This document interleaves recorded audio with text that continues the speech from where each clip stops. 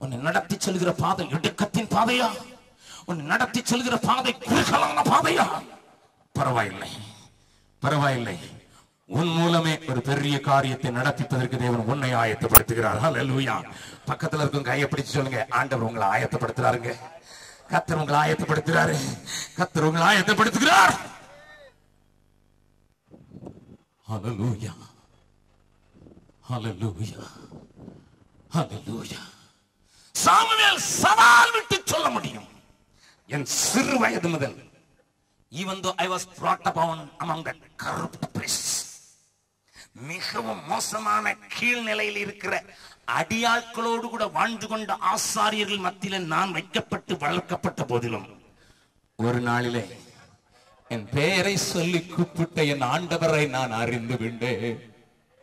சாமுவேலே, சாமுவேலே, அந்த நாட்களில் என்னை கர்த்தர் கூப்பிடுகிறார் என்பது கூட எனக்கு தெரியாதையா. மறுபடியும் மறுபடியும் தாத்தா ஏலி இடத்தில் தான் ஓடினேன். அவரோ போய் படுத்துக்கொள் என்று தான் சொன்னார். ஒரு முறை அல்ல, 3 முறை படுத்துக்கொள்ள சொன்னார் ஐயா. He discouraged me. He never asked me to listen to the voice of God. இறுதியாக ஏதோ சொல்லிவிட்டார் ஐயா, இறுதியாக சொல்லிவிட்டார். அருமையான தேவனுடைய ஜனங்களே, இன்றைக்கு சபைக்குள்ளே வாழ்ந்து கொண்டிருக்கிற உங்களுக்கும் எனக்கும் இந்த பெரிய பாரதத்தின் மேலே ஒரு பெரிய கரிசனை இருக்குமானால், என்னுடைய பக்கத்து வீட்டில் இருக்கிறவர்கள், என்னுடைய அண்டை வீட்டில் இருக்கிறவர்கள், என்னோடு பணிபுரிகிறவர்கள், என்னோடு கூட படிக்கிறவர்கள், என்னோடு கூட விளையாடுகிறவர்கள் நரகத்துக்கு போவதை நான் எப்படி பார்த்து கொண்டிருப்பது என்பதை நீ புரிந்து கொண்டிருப்பாயனால், உன்னுடைய ஏக்கமெல்லாம் எழுப்புதல் தேவை தேவா, எழுப்புதல் தாரும் தேவா என்று அல்லவோ இருக்கும்.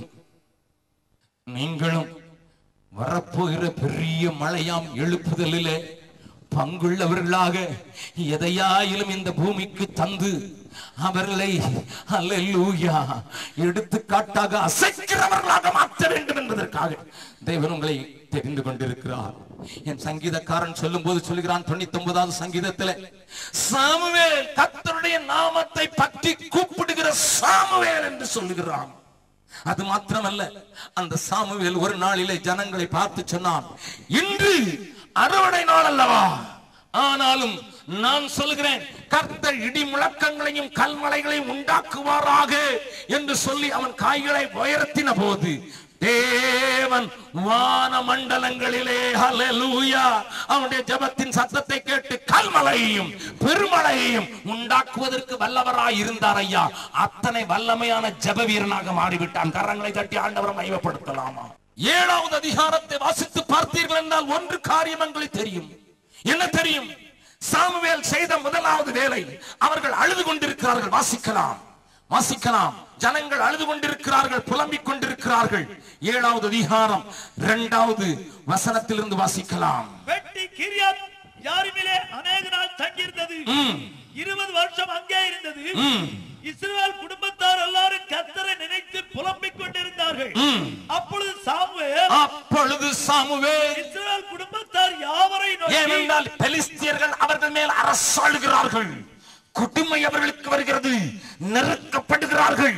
இந்த நேரத்தில் இஸ்ரவேல் ஜனத்தை தயார்படுத்துவதற்கு சாமுவேல் சொல்லும் வார்த்தைகளை கேளுங்கள். நீங்கள் உங்கள் முழு இதயத்தோடு, நீங்கள் உங்கள் முழு இருதயத்தோடு கர்த்தரிடத்தில் திரும்புவீர்களானால், கர்த்தரிடத்தில் திரும்புவீர்களானால், அந்நிய தேவர்களையும் அஸ்தரோத்தையும் உங்கள் நடுவிலிருந்து விலக்கி உங்கள் இருதயத்தை கர்த்தருக்கு நேராக்கி அவர் ஒருவருக்கே ஆராதனை செய்வீர்கள் என்றால், அப்பொழுது அவர் உங்களை ஹல்லேலூயா பெலிஸ்தியருடைய கைக்கு நீங்களாக்கி விடுவார். நம்ம என்ன செஞ்சிருப்போம் தெரியுமா? பெலிஸ்தியருக்கு விரோதமா எழும்புனா ஒரு ராணுவத்தை எழுப்பி இருப்போம். ஆனால் செய்கிறது என்ன தெரியுமா? பெலிஸ்தியரின் அட்டகாசம் ஓய வேண்டும் என்றால், பெலிஸ்தியருடைய ஆரவாரம் ஓய வேண்டும் என்றால், நீ சுத்தம் பண்ணிக்க, அங்க சரியா நடக்கும். ஹல்லேலூயா. கரங்களை தட்டி ஆண்டவரை மகிமைப்படுத்தலாமா? பிரதர், ஒரே சத்துரு போராட்டம் பிரதர், 4 பக்கமும் இடிக்கிறான் பிரதர், போற இடம்லாம் அடிக்கிறான் பிரதர், சுத்தி சுத்தி வாராம் பிரதர், அப்படி வாங்க பிரதர், நீங்க வந்து ஜெபம் பண்ணிருங்க பிரதர். நீ ஒண்ணு சுத்தம் பண்ணிக்கப்பா. அவன் சொன்னதெல்லாம் உன் நடுவில் இருக்கிற அஸ்தரோத்துகள், ஜாதகங்கள் பஞ்சாங்கங்கள் எல்லாத்தையும் தூக்கி தூர போட்டுட்டு கொஞ்சம் குறி சொல்றது அந்த இது கொஞ்சம் கொஞ்சம் அங்கங்க இருக்குல்ல தச்சு அதெல்லாம் தூக்கி தூர போட்டுட்டு கர்த்தர் ஒருவருக்கே நீ ஆராதனை செய்தான். பெலிஸ்தியர் கையில இருந்து விடுதலை ஆக்குவதற்கு அவருக்கு எளிதான காரியம். உனக்குள்ளே அந்த அசுத்தம் காணப்படும் முறை உன்னை சுற்றிலும் விடுதலையை நீ எதிர்பார்ப்பது வியர்த்தம். ஆண்டவர் சொல்கிறார், சுத்தம் பண்ணிக்கொள், கர்த்தர் உனக்கு செய்வார். இன்னொரு வசனத்தை வாசிக்கலாம், 10வது வசனத்தை வாசிக்கலாம். சாமுவேல் சர்வாங்க தகன பலியை செலுத்துகையில் பெலிஸ்தர் இஸ்ரவேலின் மேல் யுத்தம் பண்ண நெருங்கினார்கள். கர்த்தர் மகா பெரிய இடி முழக்கங்களை பெலிஸ்தர் மேல் அந்நாளிலே முழங்க பண்ணி அவர்களை கலங்கடித்ததினால் அவர்கள் இஸ்ரவேலுக்கு முன்பாக பட்டு விழுந்தார். கரங்களை தட்டி ஆண்டவரை மகிமைப்படுத்தலாமா? நம்மளை சுத்தம் செஞ்சுக்கிட்டா சபையே நீ உன்னை பரிசுத்தம் செய்து கொண்டா, சபையே நீ கர்த்தர் ஒருவருக்கே ஆராதனை செய்து கர்த்தர் ஒருவருக்கே பின்னதாக நடந்து கர்த்தரின் வார்த்தைகளுக்கு முக்கியத்துவம் கொடுத்து கர்த்தரின் வேலைக்கு உன்னுடைய காரியங்களையும் கரங்களையும் ஈடுபடுத்துவாய் என்றால் தேவன் வானமண்டலங்களிலிருந்து யுத்தங்களை அனுப்பி இடி முழக்கங்களை அனுப்பி உனக்கு இருதமாய் நிற்கிற அனைவரையும் மடங்கடிப்பதற்கு இன்றைக்கும் அதே ஆண்டவர் மாறாதவராக இருக்கிறார். ஆகையினால் தான் நான் முதலாவது சொன்னேன், யூன் அந்த ஜெயிலிலிருந்து வெளிவருவதற்கு கர்த்தர் யுத்தம் பண்ணினார். அவன் கண்ணில் மண்ணள்ளி போட்டது அவரு, கதவை திறந்தது அவரு, டாக்ஸி கொண்டு வந்தது அவரு. அவர் ஒன்றும் செய்யல, நடந்து போன்னு சொன்னார், நடந்து போன, அவ்வளவுதான். அல்லேலூயா. ஜனமே நீ எது எழுப்புதலை உன் தேசத்திலே, உன் வீட்டிலே, உன் சபையிலே காண வாஞ்சிக்கிறாய்.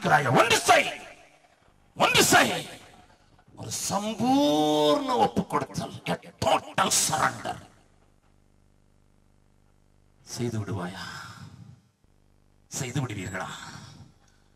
விடிய காலத்து கர்ப்பத்திலே பிறக்கும் பனிக்கு ஒப்பான மாசற்ற அந்த பனிக்கு ஒப்பான யவன ஜனம் கர்த்தருடைய பராக்கிரம நாளிலே உண்டாக போகிறது. ஐயா, ஏனோ தானோ என்று வாழ்ந்து விட்டோம். இனி சம்பூர்ண ஒப்பு கொடுத்தலுக்காகத்தான் கர்த்தர் என்னை நெருக்கிக் கொண்டிருக்கிறார். போகும் இடமெல்லாம் அடைக்கப்பட்டது போல இருக்கிறது, கதவுகள் திறக்க முடியாதது போல இருக்கிறது. அந்நாளின் கற்பத்தை அடைத்து வைத்திருந்தது போல் எனக்கு திறக்க வேண்டிய வாசல்கள் எல்லாம் அடைக்கப்பட்டிருக்கிறது. என்னை மனக்கிளேசத்துக்குள்ளாக்கி, என்னை அள வைத்து, என்னை நொறுக்க வைத்து, என்னிலிருந்து புறப்படுகிற ஒரு காரியம், பெரிய காரியத்தை சாதிக்கிறதற்கு தேவன் இதை அனுமதித்தார் என்பதை நம்புகிறேன். என்னிலிருந்து புறப்பட போகிற அந்த பெரிய காரியம் இந்த தேசத்திற்கு தேவனை அறிவிப்பதற்கு உபயோகப்பட போகிறது என்பதை உணர்கிறேன். அதை சாத்தானும் அறிந்திருக்கிறான், தேவனும் அறிந்திருக்கிறான். அந்த காரியத்திற்கு என்னை ஒப்புக் கொடுத்து பரிசுத்தத்துக்கு நேராக என்னையும் என் குடும்பத்தையும், என்னையும் என் சபையையும், என்னையும் என் சுற்றுப்புறத்தையும் ஒப்புக் கொடுப்பதற்கு இதோ வந்திருக்கிறேன் என்று சொல்லுகிறவர்களுக்காக ஜெபிக்க விரும்புகிறேன். எல்லாரும் கண்களை மூடலாம். யார் இந்த நேரத்தில் தயவு செய்து எழும்பாதபடி அமைதியாக தேவ ஆவியானவர் நம்ம அசைவாடி கொண்டிருக்கிற இந்த நேரத்தில் பரிபூர்ண பரிசுத்தத்துக்கும் பரிபூர்ண ஒப்புக் கொடுத்தலுக்கும் உண்மைக்கும் தேவ சித்தத்துக்கும் ஒப்புக் கொடுக்கிற ஒரு சில ராஜில் எழும்பிவிட்டால் கர்த்தர் உன் கரங்களிலே அல்லேலூயா பெரிய காரியங்களை கொடுப்பதற்கு மாத்திரமல்ல, அடைக்கப்பட்ட அனைத்தையும் திறப்பதற்கு கர்த்தர் வல்லமை உள்ளவராக இறங்கி வந்திருக்கிறதை பார்க்கிறேன். The perfect submission, the perfect delight.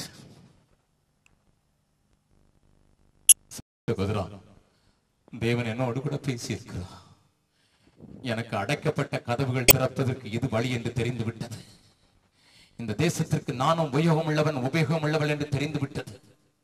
எங்களிலிருந்து புறப்படுகிறவர்கள் பரிசுத்தமானவர்களாக வெளியே போகி இந்த தேசத்தையும் வான மண்டலங்களையும் அசைப்பதற்கு வல்லமை